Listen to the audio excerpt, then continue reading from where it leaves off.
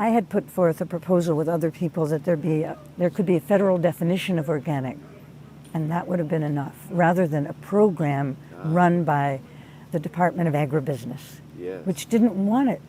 No. They opposed it. They resisted in every way that they could as an agency not to have that program foisted on them. Yeah. You know, and as Roger Blowbaum said, it was a shotgun marriage. Yeah.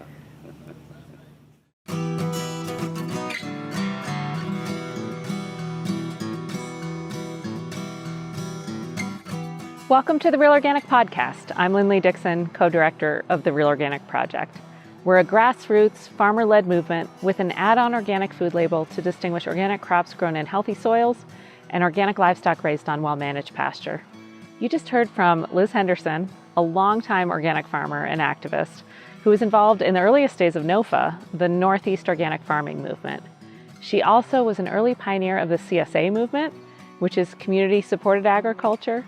And she also is a leader in agricultural fairness and justice movements, including raising awareness about not only farm wages for farm workers, but also fair prices and contracts for farms. She's currently on the board of NOFA New York and AJP, the Agricultural Justice Project. We interviewed Liz in the summer of 2018 before we had a podcast, but both her personal story and the views she shares are timeless. Okay, good morning. I'm talking to Liz Henderson, and well, we have a lot to talk about actually. So, good morning, Liz. I would like to just start with how you got involved in agriculture. Was that part of your background growing up, or was that something that happened? No, my parents were city people. Their relationship to the outdoors was playing tennis. I don't think either of them ever even mowed a lawn, let alone gardened. All right. But they brought me to the country to bring me up. We moved to a suburb of New York City. Yeah. And I hated suburbia. Just the aesthetics of suburbia and the things that people valued there was very hard for me. So when I was 12, to get me out of a funk that I was in, all my girlfriends started being cheerleaders and smoked, and I didn't want to do either of those. The last thing I was going to do was cheer for some guys playing a sport. So they sent me to Putney Summer Work Camp, Yes. where I discovered the country, Wow. and I loved it. Yeah. And In at Putney, Vermont, right? in Vermont, Yeah. Putney, Vermont. And the way that worked was you spent 4 hours a day working on the farm and then 4 hours a day doing some kind of art or dance. At that time I was doing a lot of modern dance. And then weekends you went on camping trips. Great. And so that was your introduction to working in a farm. What happened that led you to a full life of that? Well, my husband and I were both good at academics, and my husband was really a brilliant scholar and writer. So we both became college professors. But when he died in a car crash, I needed to find a totally different way of living. So I, with some friends, bought a farm in western Massachusetts. The idea was to homestead, but I liked the farm work so much and found that it was possible to raise enough to sell to cover at least the costs of living there. And at that point, I was on Social Security as a widow with a small child. Yeah. So that's how I became a farmer. Wow. And that was growing vegetables? Is that what you did as a growing cash crop? vegetables and some herbs Yeah. and flowers. And was the word organic a part of that for you? From the very beginning, Yeah. yes. Yeah. I discovered organic through NOFA. In the 70s, I started going to NOFA conferences and found people who were much more congenial than the people I met at Boston University where I was teaching. That's great.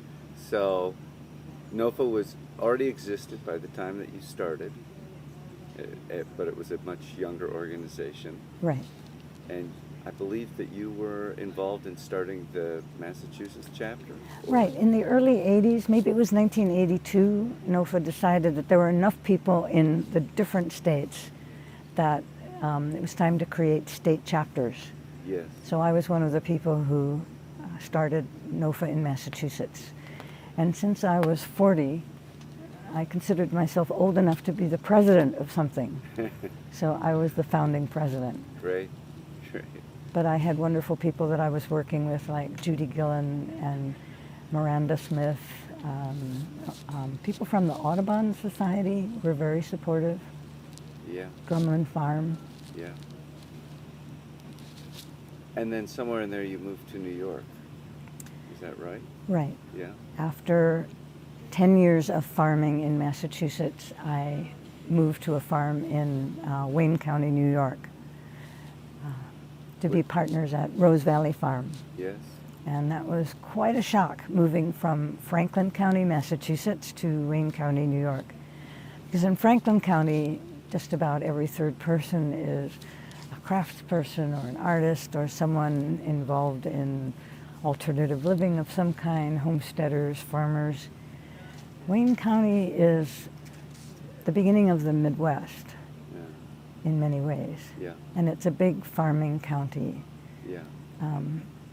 So very different culture. The alternative people were maybe the 10 people who created a food co-op, and 2 of us organic farmers, and that was it. Yeah. Yeah. So somewhere in there, you got involved with CSA.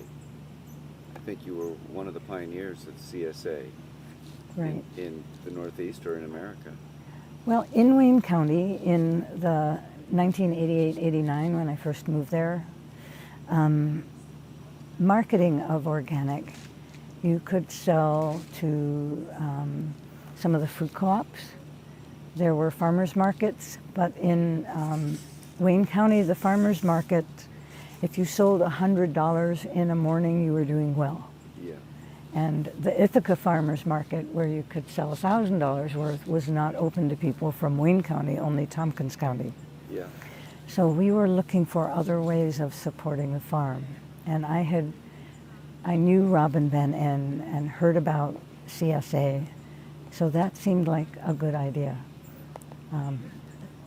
We knew people in Rochester, the city of Rochester, who were involved with the politics of food. And Allison Clark was the staff person. So we agreed to, as an experiment, start a CSA.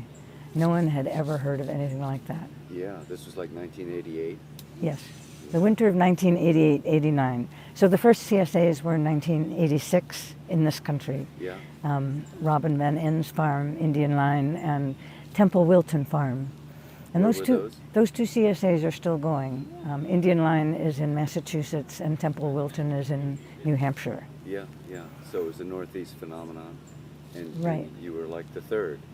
So what was that? What did you learn? I mean, CSA has become a very popular model, at least in New England and on the West Coast, I know. So what did you learn in your first experiments where there were so few models to copy? You had to kind of invent it. That's right. Yeah. You had to kind of invent it. And really, there are no 2 CSAs that are alike Yes. across the country. They're by now about at 7,000. USDA hasn't really counted them right, because in the census, the question that they asked was, does your farm sell anything through a CSA? So the answers that they got came from a lot of farms that sell something through a CSA but aren't actually having a CSA as their main operation. Right. The direct sales census that they did was more accurate, and that found that there were like 7,300 CSAs. Yes. And what we did was we talked with the people who we gathered at our first meeting, who were potential members, and together figured out what we all thought might work. The farm was a whole hour's drive from Rochester, but we wanted to experiment with having everybody participate in harvesting and distribution. So that meant if they were going to start harvesting at an hour early enough for the vegetables, they would have to drive from 7 to 8 in the morning to get to the farm. Yeah. But they all agreed to do that as an experiment. There were about 30 families the first year, and half of them were members of the Human Ecology Action League, which is a group for people who are chemically sensitive. Uh-huh. So they desperately needed organic food. Right. And the other people were active in the food co-op. And then there was a whole church group that got excommunicated from the Catholic Church from having a woman priest. Yeah. And a lot of them joined our farm. And it was so exciting when the headline across the whole Democrat and Chronicle was, "Excommunicated." I love that. Yeah. Feeding religious Yeah. dissidents, you know. So, at that time, organic food wasn't very available. That's right. So it really, if people wanted it, they had to find some way of connecting to the farm. Last night, Lisa was talking about driving for hours in Iowa to get organic food for her family. You know, Marianne Simmons, who was one of the earliest members and who was an active member of the core group the whole time, she still is, said that it saved her time because she would have to run all the way around town in Rochester to try and find some organic food. And by having one place, she loved that. Yes. And she loved not having to decide what to eat, that she got a packet that determined her menu for the week. Yes, so at that point, your model was that they got a container of food. Right. And basically, it's what you had available. That's you right. chose it, trying to make it what they wanted, but that's how it worked. And, Yeah. and you know, obviously a lot of CSAs now have evolved to more of a farm stand situation where people come and choose what they Right. want. What do you think about the changes there? Well, the most radical CSA is Temple Wilton, and their model is a very beautiful one, what they do. They ask people to become members of the farm, and the farm has active farmers and inactive farmers. Everybody pays.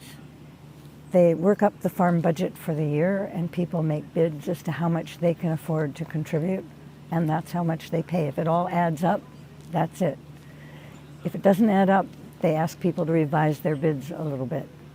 But in the past 10 years or so, people are used to the system, and it just works out. And the active farmers then get paid to farm, but they're all supporting the farm. So they've totally broken the connection between food and dollars per pound. Our CSA charged on a sliding scale. So we shared the budget with the members and said, this is how much we need. But if some people pay less and some people pay more, as long as it averages out at this amount, that will cover our budget. And serendipitously, it did. We never checked anybody's income. It just balanced out. And that was enough to cover our farm budget. But in sharing the budget with the members, they saw how little my partner and I were actually taking ourselves. Yes. And that we didn't have listed health insurance. So the core group said, we have to raise what we're paying to you so that you can have health insurance and a retirement fund. And that's what they did. The core members themselves agreed to raise the price Yes. for our benefit. That's wonderful. So that was a really fair deal. Yeah, that's things working as one would hope they would work. And that was one of the things that led me to think so much about fairness Yes. in agriculture. Yes. Because I found a really fair deal. Yes. People who cared and understood why it was important to have a farm an hour from the city of Rochester, a farm that was organic, and who were committed to supporting it. People who would pay at the top end, even though they weren't the richest people in the CSA, because they had enough that they knew that they could help outbalance the lower income people who might be paying with food stamps. And they knew that for sure us farmers didn't have enough money to provide scholarships for anybody. Yes. So is that model still succeeding for that farm? No, because my slightly younger partners who took over from me weren't good at kind of recruiting and working with volunteers. And so the volunteer work fell off. And it's also a time when people have gotten busier and busier and busier, so maybe it would have happened anyway, I don't know. Yes. But I was the one who really staffed the core group and the work with the members. And now the farm is in other hands, and I don't know how they're doing it. Okay, okay. So, and it's interesting to see that that model on your farm was successful for a while, but there's a fragility to it because it's maybe dependent on one person's genius at organizing people, maybe dependent, obviously dependent on the lifestyle of people and what time they have and what their interest is. As that changes, maybe the model needs to change too in order to succeed and still provide a living wage. Well, the thing is, you use the word model, and I used it too. Yes. Each CSA or each really organic farm has to be designed around the skills and talents of the people who are there, Yes. whoever they are, Right. and their concrete situation in relation to markets. And change happens all the time. That's the one thing we can count on. Things are going to change. One of the things that I have seen in the last 5 years is that many farmers are not comfortable with marketing. They're not adept at it, and often they became farmers for that very reason. Mm-hmm. Sometimes they're not even comfortable with people, and so they want to farm, they want to grow food, but it can be really challenging in terms of being innovative in how to sell that food. Yeah, well, if you don't like working with people, a CSA is not the way to go for you. Right. But a co-op that marketed for you might be. Yes. Yes. Let's step into you started to talk about. I just wanted to say one Sure. last thing about CSA. Yeah. I wrote Sharing the Harvest, Good. and initially Robin Van N started the book, and then I jumped in to help her, and then she passed away. Yeah. And what we tried to do in that book was to lay out the whole smorgasbord of possibilities of different ways you could do different things, based on over 300 interviews with CSA farmers and members, so that people could design their CSA around their personality and their situation. Yes. And that's what works best. Absolutely. But the art of the possible is very important. So anytime that you create a CSA that actually functions and that the farmers involved can make a living wage, that does become a model that it's possible. And then of course that model has to be adapted and changed to fit every changing situation, or even the same situation as time goes by and the customers change. Mm-hmm. But these models are really critical, I think. A lot of farmers are nervous about working with a core group. Some don't want to give up any responsibility, which is just, it's missing this huge opportunity. The amount of work that the members of our core group did to benefit our farm and CSA together is a stupendous number of hours and a great deal of money. They contributed all the money to the Genesee Land Trust to buy the land, and then helped sculpt the agreement with the Genesee Land Trust, which is based on a combination between land trust leases and community land trust leases, like those that are used in the cities to protect land and keep it affordable. So our land is kept affordable for the next farmers who come along. Yeah, yeah. That's great. And farmers are reluctant to share their budget. Yes. No, I know. But that Farmers- is really an education for their members to know exactly where the money is going. Right, right. That's interesting. So it involves, for many farmers, going this way involves a tremendous letting go of a lot of things that they believe will help keep them safe. Yeah. Yeah. So I'd like to step over to agricultural justice, and I know that you mentioned how important to you fairness is in agriculture, and obviously you've worked on this very hard. Could you just tell me about that? Well, NOFA sent me as their representative to Leavenworth when there was the first meeting to try to create a National Organic Farming Association. And it was at that meeting that Kathleen Merrigan shared with us the first draft of the Organic Food Production Act.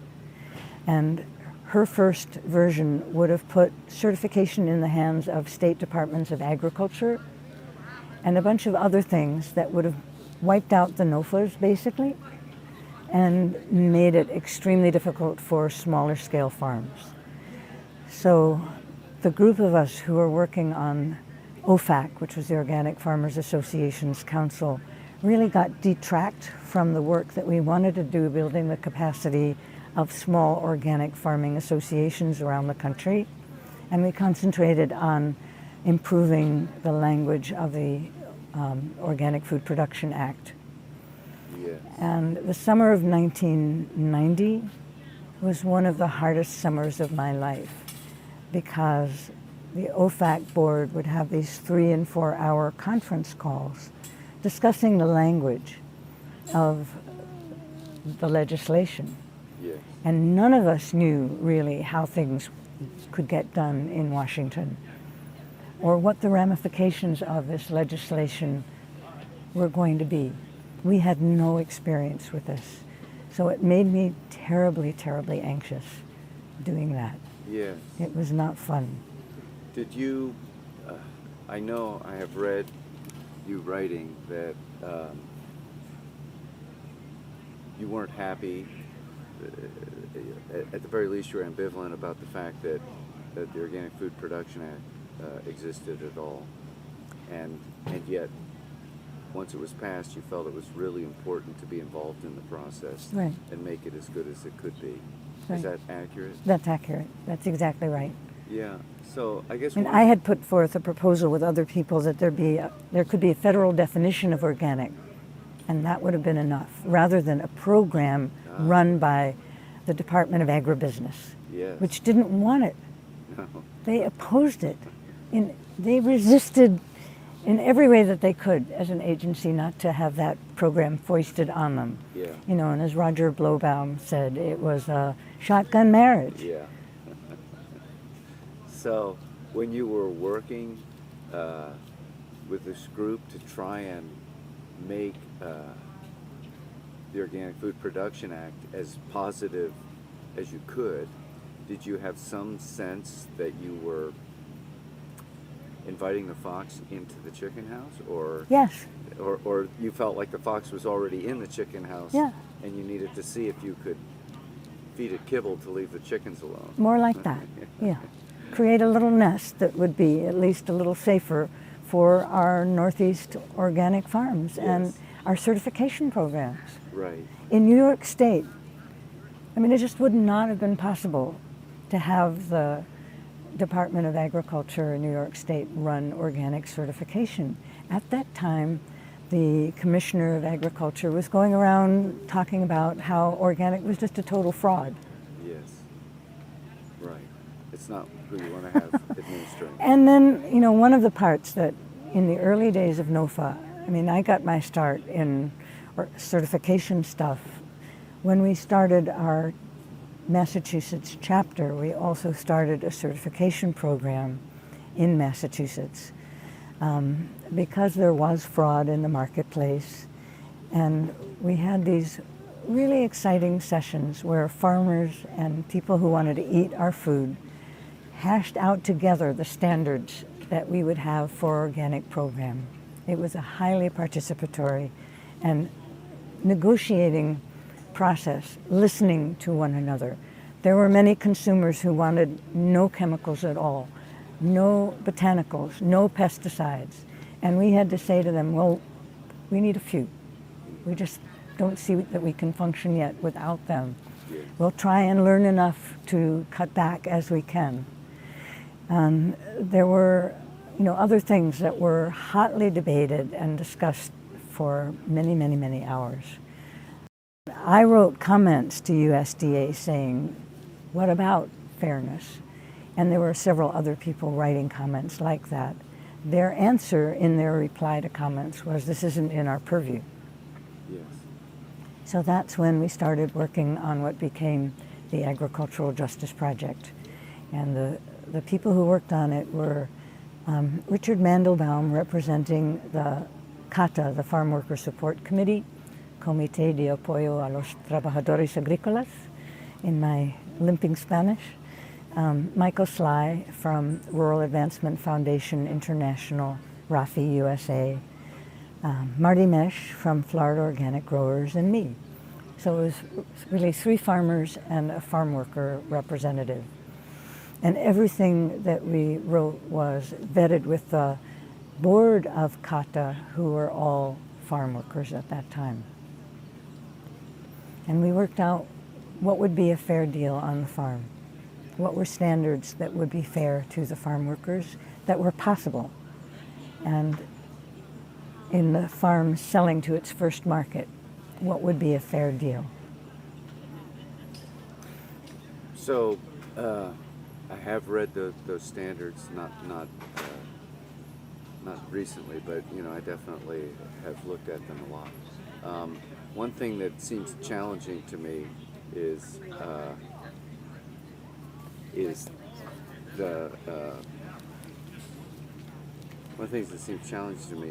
the suggestion that somehow we can control the price that we're paid. And of course, that's not my experience at all as somebody who wholesales their crop to many stores. And I am not the one in control because it's not a limited enough item that I can be Well, substituted. for certifying a farm, we don't ask that the farm control the prices, but that the farmer develop to the highest degree skills in calculating what price the farm needs to cover their costs. It's when we certify the buyer that we require that the buyer negotiate the price with the farmer and not just say, take it or leave it. Mm-hmm. And that there be a conflict resolution process that the farmer and the buyer can participate in if there's some problem. So the buyer just can't say to you, I'm not going to buy from you anymore. They have to have a reason. Or if they do that, they lose their certification. That's right. So the certification has to be valuable enough to the buyer that they won't do that. That's right. Right. Which means there needs to be enough consumer pressure to see the certification that the store will Ideally, respond. exactly. Right, right. But there are people who really like the idea of food justice certifying. Yes. Well, and there green- are many labels coming out, some of which we don't believe actually represent the reality. Yeah. They're, one of the many greenwashing labels that are popping up all over. So, and every time there's a real label, I would say a good label, there's almost immediately a spin-off, almost with the same name, that doesn't sure. mean much. So it's a difficult thing. I mean, that's the capitalist marketplace. I mean, Right. that's the way things work. If Right. something looks like it's attracting attention and making some money, someone will swoop in and try to do it. And CSAs have been really challenged by the box schemes of different kinds. Blue Apron, which has 500,000 customers, and they deliver a box with the recipes and all the ingredients for as many meals as you're willing to pay for. Yes. You know? None of them are organic. Exactly.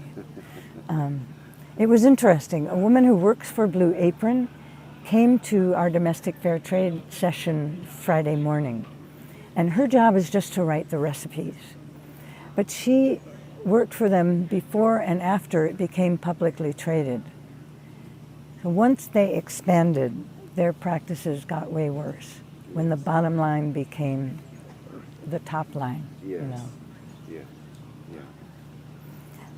All But right, anyway, to so- get back to Yeah. AJP, Green Star Co-op in Ithaca is really one of the entities that's been certified the longest. Yes. And the co-op doesn't use the label that much for external advertising, but it's very important, they say, to their membership, Yeah. because it represents values that many of their members and their most active members hold to be terribly important, that the co-op pay living wages and have good relationships with the farms that they buy from. Yeah. Yeah. Yeah. And Green Star has actually written to the other co-ops saying, this is what we should all do to differentiate our businesses, our co-ops, from our competitors, who are mainly ununionized grocery stores. And Whole Foods, especially now that Amazon is built, they will never unionize. No. So anything that the workers there get, it's out of the goodness of the heart of the Whole Foods management to keep their workers happy enough to stay for a while. Right. Right. Well, it does seem like there's an opportunity there. How many farms or stores have gotten the AJP certification? Not very many. Yeah. Yeah. Yeah. So And it's the a- main it's a long work that slog. we have done has been in technical assistance to farms and businesses that want to improve their policies, Yes. providing people with clauses for their employee handbooks, commenting on other sets of standards, commenting and consulting with outfits like Ben & Jerry's when they were engaging, before they went into Milk with Dignity and signed the Yes. contract with Migrant Justice. They had their own program, which was called Caring Dairy.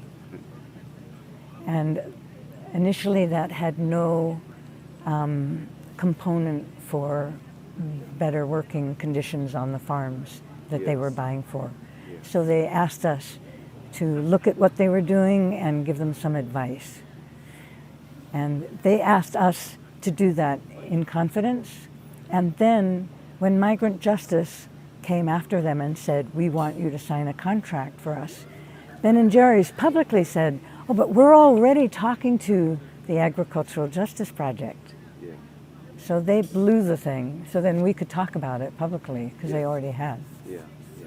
And what we said to Ben & Jerry's was, please sit down and talk with the farm workers, but include the farmers. Yes. Because for the farm workers' wages to get better, Ben & Jerry's is going to have to pay the farmers more. Yeah. And that is what they've agreed to. They're paying a premium. Yeah. I know that was the strategy used down in Florida for the tomato workers, where they Yeah, it went was to the stores, embarrassing Yeah. the big brands. embarrassing the brands, and they ultimately did agree to a very small additional price, but I believe that had some improvement for the workers. Did that work out in your opinion? What the Immokalee farm workers asked for was a penny a pound for tomatoes. One more penny a pound, a penny for the workers. Yes. And yes, that raised the average pay of those tomato pickers from $13,000 a year to $17,000. Yeah. That is not a fair wage. No. They still have a long way to go. Yes. But it has also in that agreement. Did they get the penny? They I mean, did the penny actually get to the workers? yes, it does Okay, it get did. to the workers. All right.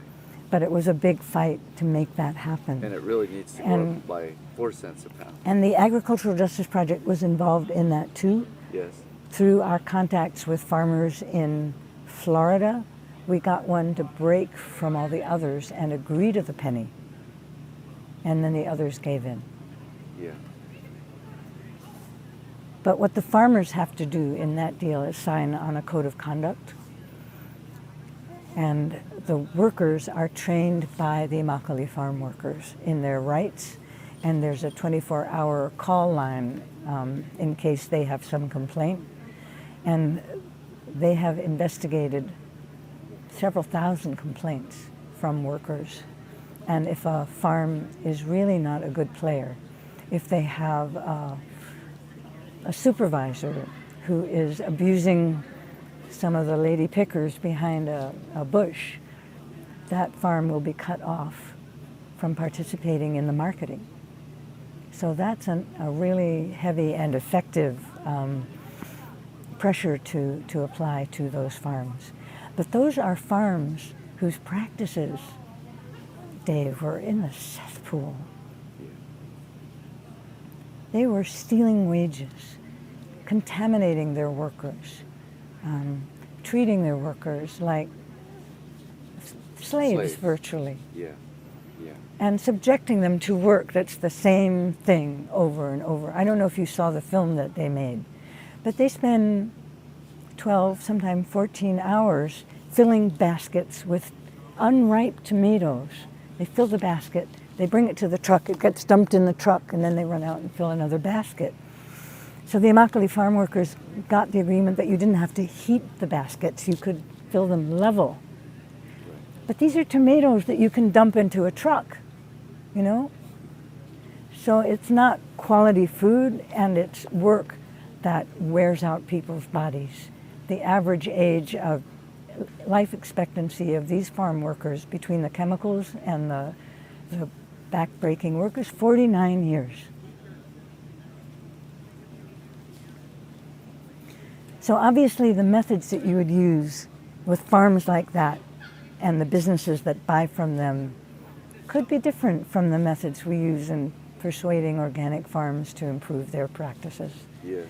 Because when NOFA polled, together with AJP, the farms in NOFA land, most of the farmers really care about fairness. Yes. And they're struggling to get prices that allow them to be fair both to themselves and to the people who work for them. Yeah. But the AJP standards don't require that you are already paying a living wage, but that you work, that you have a plan to get there, Yes. that be one of your top priorities. Yes. Have you been at all involved in organizing with, helping with the berry pickers and out in California and Mexico and Washington? There have been big boycott against Driscoll's because of their labor practices. Well, the Community to Community is one of the members of the Domestic Fair Trade Association. And when we had our meeting that was hosted by them out in Bellingham, Washington, we all went to one of the berry farms that where the strike was going on and heard from the farm workers strike committee and the union that was formed about what they were doing. Pardon me? Was it Sakura, the Yeah. berry company? Yeah. Right. Yeah. So we got to see what was going on and hear from the workers themselves what the struggle was. Yes. And we're there the day that people from Rural Migrant Ministry went to talk to the farm and asked them to sit down and negotiate with the workers. And that day they refused. But later they gave in, and they did finally sign a union contract, Yes. which was an amazing victory for Yeah. a little independent union. Right. And I think one of the reasons they were victorious was Rosalinda Guillen, who is the founder of Community to Community and a longtime organizer with the United Farm Workers, was training them and advising them. She is a cute little lady, but she is one tough cookie and fearless. Yes. Yes. She's And one of the people Yeah. it's been my greatest honor to get to know a little bit. Yeah. Yeah. And my understanding is that some fearlessness is required, that it's genuinely dangerous, the organizing that they're doing. That's right. Yeah.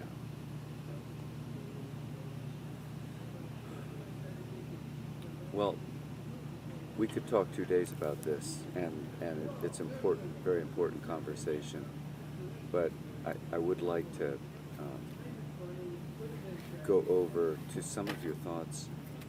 We had a big conference, a big panel last night talking about the Real Organic Project, and I was really intrigued by some of your comments there. And one of the things that you said and that we talked about afterwards was the possibility of considering other ways of approaching certification from an inspector coming in, and just rethinking the whole model. So There are other kinds of organic guarantees. Yes. And IFOAM, the International Federation of Organic Agriculture Movements, Organics International, as they now call themselves, IFOAM OI, has really led the way in developing grower groups and participatory guarantee systems. Grower groups are when groups of farmers develop an internal control system where they monitor one another and then are certified as a group. And the outside inspector doesn't inspect every single farm. They just do a check, and they quiz the internal control inspector. So that has enabled thousands of very small farms to certify as cooperatives and afford certification. So a lot of the international organic fair trade is of that kind. It's based on grower groups. But there haven't been very many grower groups in the United States. But that is one alternative. Sorry to end this excellent conversation before it was over. We were filming this at the 2018 NOFA conference and lost good sound quality from here on out. We're going to be sure to interview Elizabeth Henderson again and ask her about participatory guarantee systems as they relate to certification. I know she worked on PGS, as they're called, at IFOAM. So thanks for joining us today. We hope that you'll subscribe, tell your friends, and leave us a rating and review so that others can find the Real Organic Podcast. A video version of this interview is found at realorganicproject.org/episode 84 and on our YouTube channel. Please join us next time when we'll listen in on a debate from 2018 between the Real Organic Project and the Organic Trade Association on the question, is the USDA's National Organic Program failing us? We've been diving back into our archives to find the content from the early days of our movement before we had a platform to release it on. We have an embarrassment of riches from what is coming up on 5 years of the Real Organic Project. To support this podcast and our certified farms, become a recurring donor at realorganicproject.org, and you'll get the benefits of being a real friend, including our book club, where you can ask our favorite authors your questions. Dan Barber is coming up October 17th at 6 Eastern, which we all are looking forward to. See you next time.